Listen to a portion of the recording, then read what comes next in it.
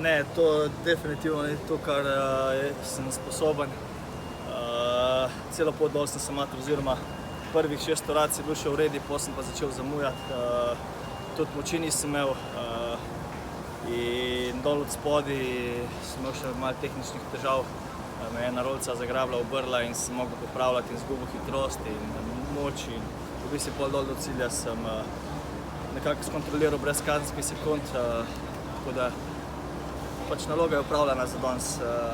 Je pa res, da jutro bo treba dosti več pokazati in jaz verjamem, da sem tudi jutro dosti boljše počutil, vse ponovadi se zmeram tako. Zdaj bom šel malo se spočiti, pa pač popoldne se pogledati progo, kakva bo, mogoče še kanoista, pa tudi ne bom videl. Pa glede na to, da sta hčerka pa žena tukaj, bomo bili malo skupaj. Tako da to, malo odklopiti se ga narediti, pa se v bistvu pol dobro pripraviti za jutri.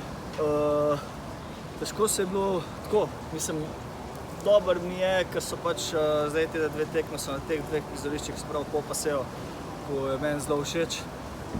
Je pa res, da je bilo zelo težko se pripraviti nazaj, pa niti ne tukaj tekmovalen, kakor v ritem treningov.